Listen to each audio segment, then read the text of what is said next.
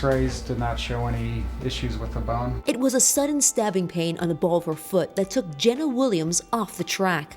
The 18-year-old college freshman was 5 laps into a 5K race when she suffered from 2 stress fractures in her left foot. I knew I wouldn't drop out for just anything. It hurt really bad, and I was having probably my best race in 2 years. A couple of factors. One, she had been doing a little bit more mileage recently.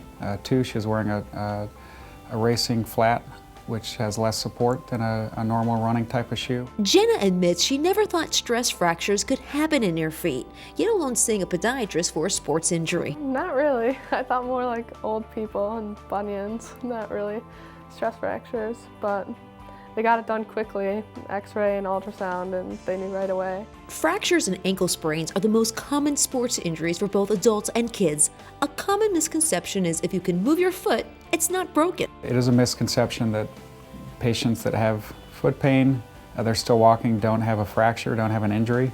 Oftentimes they hope it's going to get better, but it definitely is something. If you have foot pain, there's pain for a reason. It needs to be evaluated by a professional. Being an avid athlete himself, podiatrist Dr. Matthew Ward is sensitive to the lifestyle and training needs of his patients.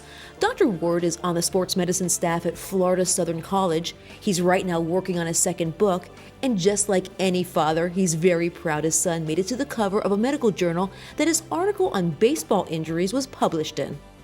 Feet are extremely important, especially in some of the running, contact sports, turning, twisting. Our entire body weight not only goes through the foot, but with impact it can be 3 to 4 times our body weight. Soccer player Alek Cosio-Altamirano found this out the hard way. Just the pressure of my body weight and the momentum and the way that the angle that my foot cut put so much pressure on that bone that it just snapped. Alek just had surgery to repair the fracture of his 5th metatarsal bone in his left foot. He has a long 8 to 10 weeks of healing ahead of him. He had sustained an injury, which is typically an injury that has difficulty healing. It was an injury to a bone that has poor blood supply. Once he heals, he should be fine, but this is certainly a devastating injury for a young, healthy athlete. Dr. Ward stresses early attention to foot or ankle injuries is the key to preventing further damage. When it comes to prevention, here are some tips. Be sure to stretch. Proper stretching before practice and games can release muscle tension and help prevent injuries such as muscle tears or sprains. Choose footwear specific to your activity. Running shoe is typically going to be geared for running straight in line, not to be made cutting side to side, back and forth. Tennis players are on the ball of their feet.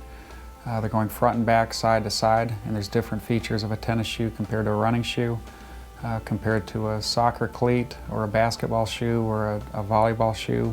After we get the athlete in the proper shoe, we evaluate their biomechanics and determine whether or not they need to be supported even further. And generally our first step is with an over-the-counter type of orthotic, whether it's cushion or support. That is really determined based on a number of factors, including foot type, activities. If there still looks like they need to have more biomechanical support, typically that's when we look at something more like a custom designed orthotic.